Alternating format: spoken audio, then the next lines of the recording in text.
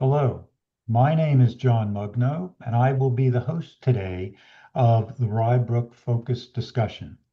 My guest today is Legislator Nancy Barr, who represents Harrison, Rye Brook, and Portchester on the County Board of Legislators. Legislator Barr has been on the County Board of Legislators since 2018, holding several different roles. Welcome, Legislator Barr. Thank you so much. Happy to be here. Right. Now, it is a little different than what we ordinarily do, but I'm going to have to give a little introduction to the next couple of questions just to kind of summarize where we are on the issue. The first is that one of her roles is as the county legislator's representative to the Westchester County Airport Advisory Board. The Intermunicipal Task Force, which included two representatives from each of 7 municipalities that are directly affected by airport operations, made a presentation to the Airport Advisory Board that focused on 8 issues: airport development, the commercial passenger experience, fixed base operations, traffic, noise, air quality, groundwater quality, and stormwater retention. All these issues are important to the municipalities that surround the airport. These recommendations, by the way, are all available on the Rye Brook website, and the address is ryebrooknewyork.gov backslash IMATF. The Westchester County Airport Advisory Board then passed the task force's recommendation on to the county executive with a recommendation that he meet with the task force to discuss these issues. Legislator Barr, you were present at the meeting. What was your reaction to the task force's recommendations? First, let me just say that I really appreciate this opportunity to speak. We're really sorely lacking any kind of local media anymore, so I appreciate that you're doing these conversations. Um, but yes, I was at the meeting. It was in January where the task force presented to the Airport Advisory Board. And I have to say, it was a very well thought out presentation.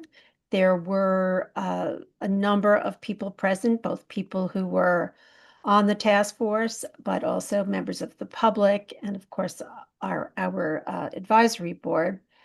And I think that the breadth of the comments and the recommendations was quite comprehensive. I mean, I think there are a lot of things that we need to be aware of having an airport in our midst, and I think they were all touched on in one way or the other through the presentation. So I was impressed, and I felt as if a lot of time and effort went into the recommendations.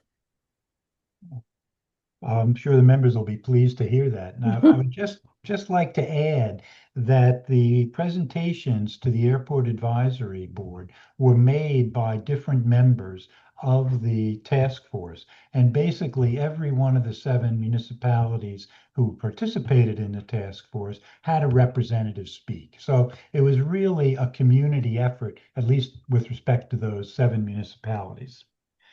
Did you find any of the recommendations controversial? So I wouldn't use the word controversial. I would say that, the I would probably agree with 99% of the recommendations. I do think some of them are a little more difficult to implement and may not be, um, you know, practical to implement. But that's always the case. You don't want to leave anything out because you never know. And I do think that well, the advisory board has changed dramatically in the last decade or so.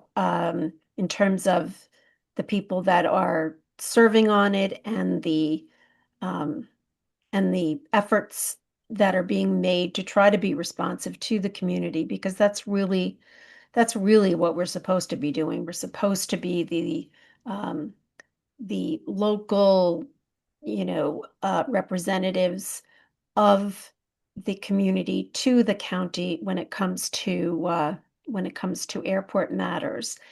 And I think that it's very, very important to have that and to have a give and take and to hear from community members, because we don't, even though the board is made up of people from many of the surrounding communities, um, we still don't know everything that, people are thinking about or are anticipating. And on the other end of it, we only have so much control over what happens at the airport. I think a lot of people don't understand that even though the airport is in our county and is owned by the county, the county has limited control over what happens there because it's governed by the Federal Aviation Administration. So there are things that we think would be great, but that we can't mandate. So perfect example is a curfew overnight. At times in the distant past, there was a curfew at the airport, but the federal government has since passed legislation that said you cannot have a curfew. You can have a voluntary curfew. You can say, please don't fly during these hours, but you cannot penalize people if they do. And that's been sort of an ongoing annoyance to a lot of residents who get woken up by airplanes in the night. Um, we've had some success. The airport administration, through what they've heard from the AAB, has had some success in talking to some of the airplane operators and you know convincing them to be good neighbors. But others haven't really haven't really taken that very seriously. And there's really nothing, we cannot penalize them. We cannot charge them extra for coming, in the middle of the night. We've been working on ways to try to reduce that. But at the end of the day, we have to rely on the neighborliness of the people who are uh, controlling the airlines and the uh, general aviation. Right. That's an important point because, some things are in the county, as you say, in the county's control and others are not. The task force made a big effort to focus on issues which, in the view of the task force, was in the county's control. So the overnight curfew was just mentioned. It wasn't really said, "Oh, let's get a mandatory overnight curfew." That would have not been in the village's power, and we didn't say it. Okay. Uh, do you think that the task force was an effective vehicle for making these points? I do. I mean, I think that, it's always helpful to have input from the community and to have all of these communities join together, talk to each other about what their concerns were. Some of them were the same, some of them were different. I think that that's very powerful because we all care, the legislators care, the county executive cares about what our constituents think and want. And so it was a good way to sort of bring it all together and present it in a way that illustrates that it's not just a couple of people who don't like the noise or who are concerned about the air quality. And it's not just people in one community.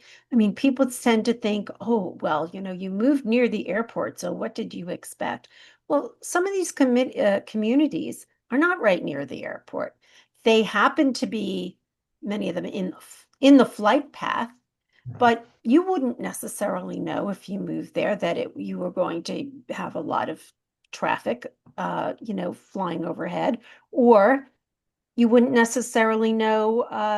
We had one of the areas that you studied was the actual road traffic, and that you might expect it on in certain areas that are directly um, attached to the airport. But as was pointed out at that meeting, especially because of GPS, which wasn't always around, Right. people are, going down some local streets that never, no one would have thought would have been impacted um, by the airport. So there's a lot that we wouldn't know, couldn't know, didn't know, and that really wasn't the case, until more recently. So it's important to get that across. What interested me, just as an aside, was that, and we didn't know how this would work out, but obviously the different municipalities had a different level of interest in different issues. But Exactly. every municipality passed the same resolution because Yes. they understood that there needed to be a united statement by all the municipalities. So I Yes. thought that was encouraging. Yes. And that is one of the things that is very impressive when you look at those resolutions and the number of things that are on there. You do understand that um, it's not, the same thing for each community, but everybody recognizes that together, it you make much more of an impression.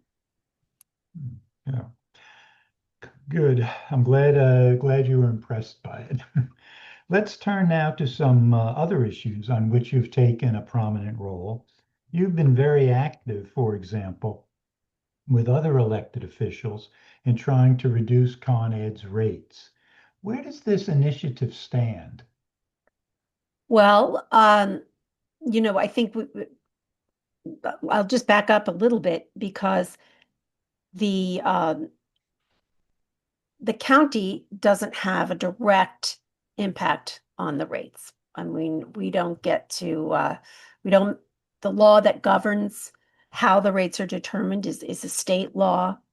And the Public Service Commission is a state entity created by the law, and they're the ones that determine whether or not, the rates are fair.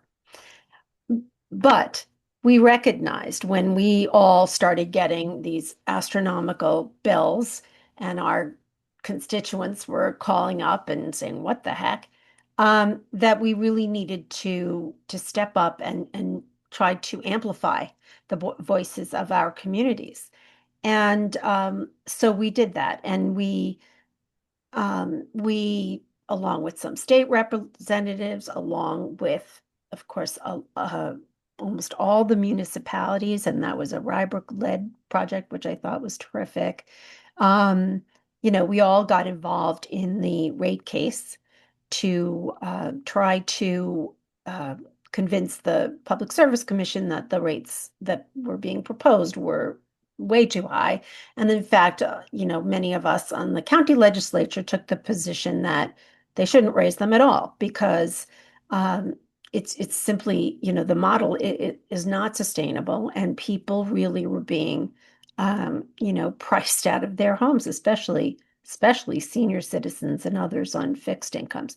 So we we really, we held several public hearings, including one right in Rye Brook.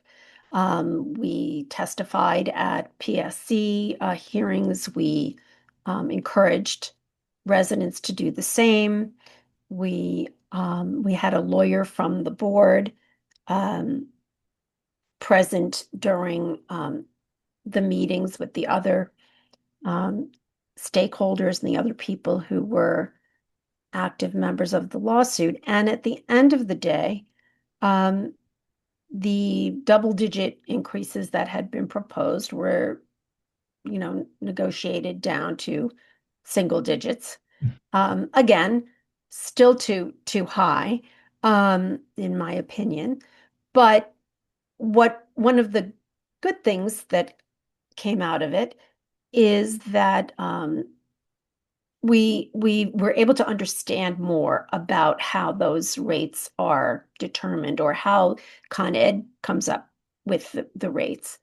And that allows the state representatives to try to correct that through legislation. And the county has we've supported that legislation.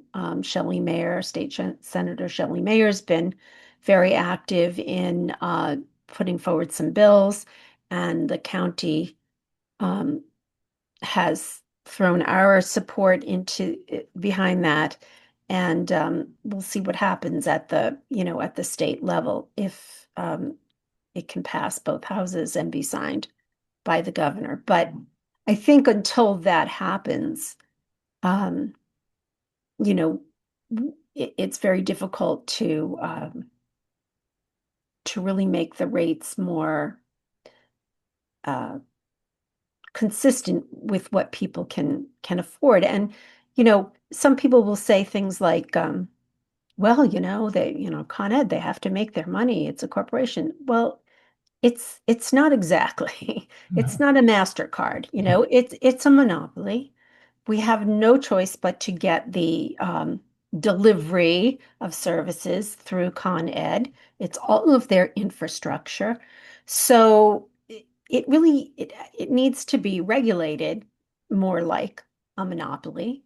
And right now, they're allowed a reasonable, that's the language, reasonable rate of return on their investments. And that, begs the question, what's reasonable? And they've been hovering around 10%, which is pretty high for, a monopoly. Um, so I think that most people agree that something needs to be done, and that's really where the most, that's where we could have the most impact if we can get state laws passed that would change the formula and the way that those rates are determined. Yeah, it's an interesting and, as you say, very complicated issue. The LOHUD newspaper, which services our area among others, uh, runs an opinion section on the weekends. And that opinion section, almost every weekend, has people arguing both sides of this particular issue. So it's the fight goes on. It does, and it's, there has to be a better answer than what we have right now. So I don't pretend to know what the answer is, but it just is not sustainable. Okay. You've also been working hard on managing the fiscal deficits in the 2026 county budget that arose from the significant reductions in federal government funding. You mentioned that you're hopeful of finding in the private sector some creative solutions to these funding gaps. Is that happening? Are the gaps too large? Yeah.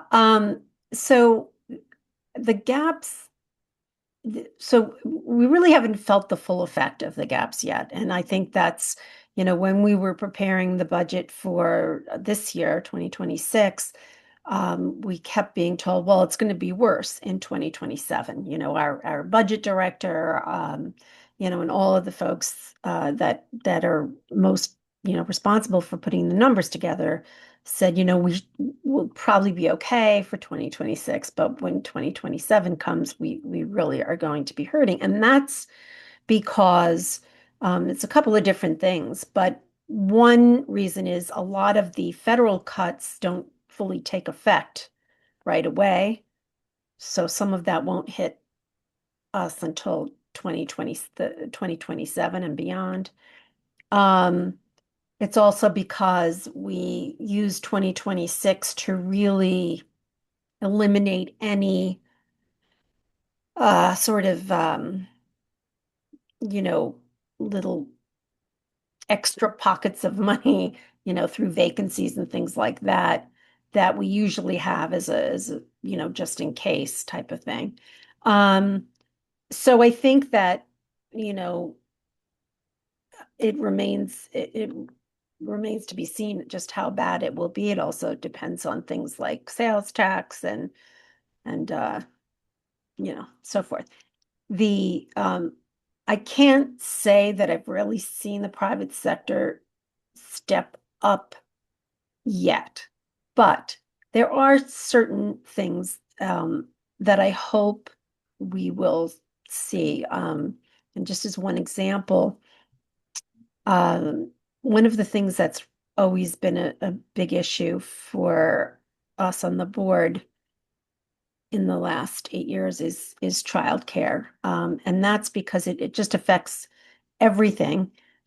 Certainly affects the economic, the condition of the county because people can't find affordable childcare, they can't work, and then businesses can't find employees and so forth.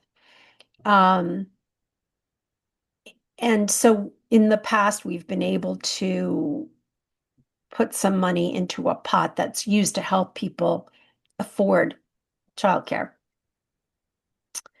At a conference of counties, a national conference of counties that I attended earlier this year, it was a major topic of conversation. And what we heard from some other counties in other states is that they've put together these partnerships of, um, government Hmm. and business and other interested parties. And they've been able to create an infrastructure of child care centers um, to make it more accessible to people and more affordable to people. And I think it's a really good idea. And they kept stressing the importance of people understanding and businesses understanding that um, it is a benefit to them to have good childcare. And in talking to, I know the Business Council of Westchester is very interested in this. I also talked to the Westchester County Association. And one of the things I was told is, yeah, well, businesses usually, maybe they give some sort of, there's a benefit for people like money towards childcare or a credit or something. The problem is you can give them that money, but if there are no childcare centers available near them, or there are not enough people to work in those childcare centers, it really doesn't matter because they can't find childcare. So you really need to set up something that makes it, accessible, much more accessible to all. So that's one area where I hope we'll see some movement, perhaps into creating some kind of pot of money that can be used to you know, um, create the centers or um, hire people who will, be paid enough that they won't, leave for a higher paying job after a year. Um, but I'm sure there's plenty of other ways we can work with the business community. I know they're also, hurting, but I think, we just have to work together. Otherwise, we all fall together. So, Right. yeah. You think I personally was, so I'll ask if you think people were surprised at how big an impact the cuts in the federal government, maybe they may be coming next year, but they seem to be very large relative to what we, like meaning on the order of 10% of what we spend in New York State on various social services involving medicine or medical care, food, education, and as you say, childcare. Did this come as a surprise to people how big the impact was, or did people basically understand that all along? Well, I think people in government understood it. I mean, because we hear, we hear about what the costs are. We know what we spend on it, and we know there's still always, more people who could benefit from it. I mean, the idea that there's a lot of, the idea that there are people that work 40 hours a week and still can't afford to, rent an apartment and feed their family without extra help. That's, you know, that's a problem. And to be very honest about it, I feel like those kinds of companies look to the government to help them out Hmm. by having, food stamps, or now it's called SNAP, but that type of benefit, or to have, free, have Medicaid, um, for people who don't have any other insurance and can't afford it.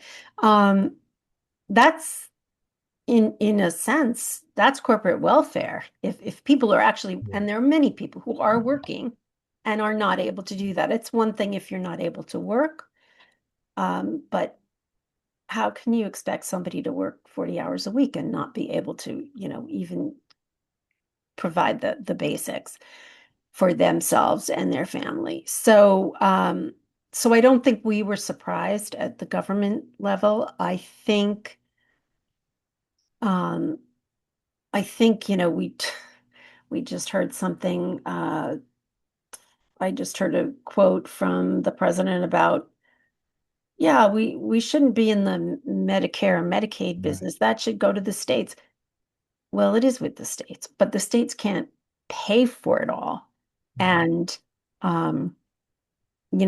they've repeatedly, even the Veterans Administration, I heard, you know, oh, you guys know how to handle this better, so we're going to give it to you. Well, you can give it to us, but you need to give us some money too. Otherwise, Right. it doesn't happen with nothing. So, so yeah, I think it's been surprising to some, and I think it's been more than some people expected. And I do think it's going to unfortunately get worse before it gets better. Certainly a possibility, let's face it. Okay, well, maybe a little different topic.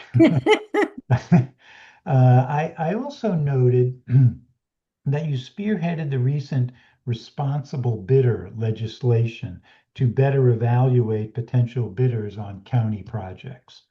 Uh, were there any special instances that sparked this legislation, or was it just general good government housekeeping? Yeah, I mean some of both. I think when I first joined the board in 2018, it felt like we were seeing a lot of examples of contractors coming back and saying we need more money, change orders. We can't do this because we whatever. And we are bound, for our public works projects above a certain amount to accept the lowest responsible bidder. And this was true also when I was on the school Hmm. board. And what that ends up, and it seems like, okay, that seems reasonable, but um, the bidders know that.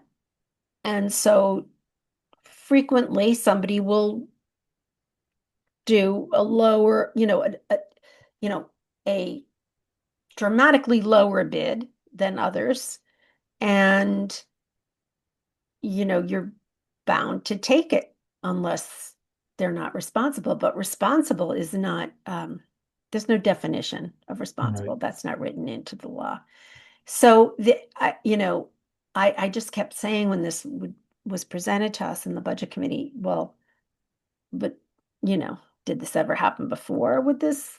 Have we worked with this? contractor before? Or, how do we know that, when we're hiring them, whether or not we can trust their bid? And I think that we have the county employees are very professional and they know their work.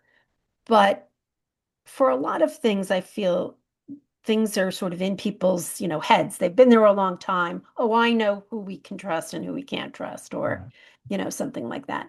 Um, and I just kept thinking we need to, formalize this more. And so that's really what this was about, to make it, not just in, Harry's head, just making up a name, because Harry might retire, Harry might be sick or whatever.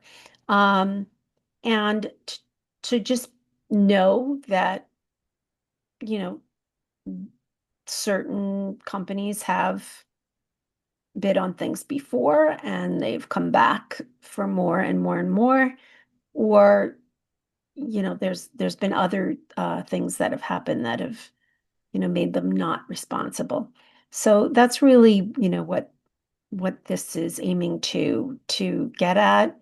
And it is complicated because you have, there's a contractor, but they have lots of subcontractors, and you have to, there's a lot that goes into it. But I think, um, you know, focusing on it, and for contractors to know that we're focused on it, I think is important. And and that's really why, you know, we did it. And it's similar, it gets back to the Con Ed thing with what's a reasonable rate of return. I'm a Right. lawyer, and we have several lawyers on the board, and we know that, when a law is written and you use these, you can't name every single situation that's going to come up. So you say reasonable, or you say responsible, or something like that. And somebody needs to fill in the blanks. So, so that was really the impetus behind it.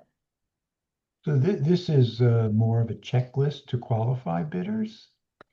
Yeah, so there's always been, questions that they need to Right. answer, and this is honing in a little bit more on some of the things that should be, red flags, but also if you run into a situation like we did with this one particular one who just kept coming back for change orders, um, it's monitored as you go, so that the next time there's something that they bid on, you can say, hey, last time this happened, what makes you think you can do this for this price? Well, is this reasonable? Um, and again, our county employees, who head up some of these departments, they understand. I mean, we had, just as an example, this wouldn't fall under that particular law, but it's still a good example. We had before us the other day some property that was being sold by the county that they didn't need anymore. It was a building that our health department used, and we have to approve sales of property, the board.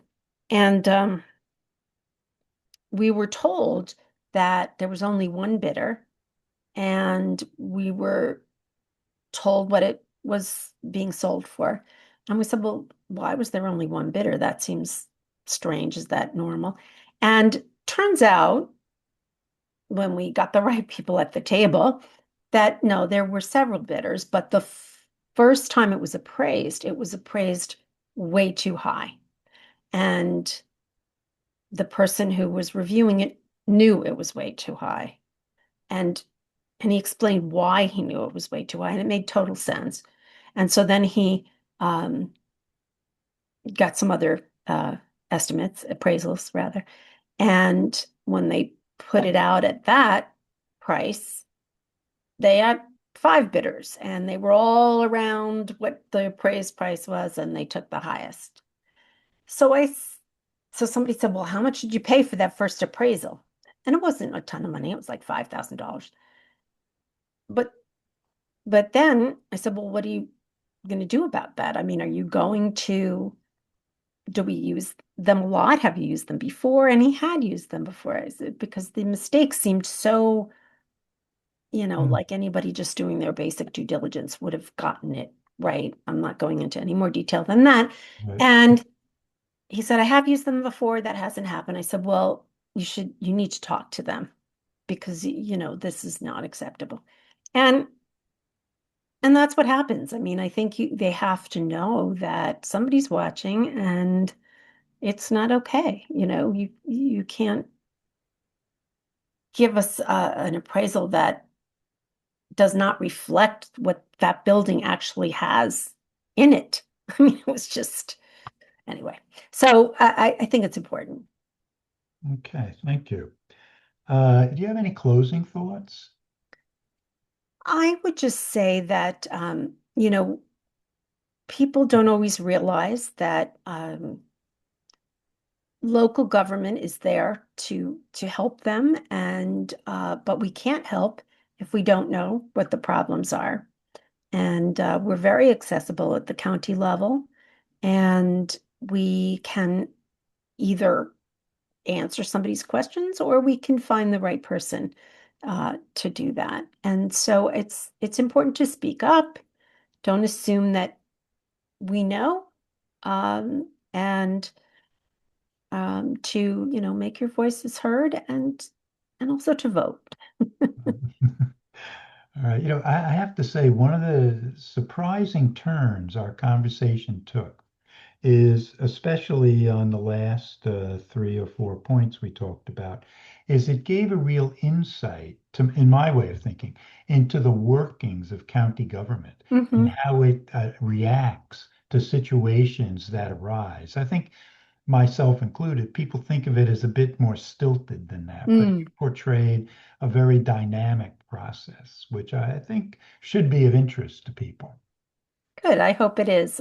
And I'm glad if was able to shed some light You on did. how it works. People are invited anytime. You can come to our committee meetings, watch them online, if you want to All see right. it in Well, action. thank you very much for speaking with us today. We really appreciate it. Thank you.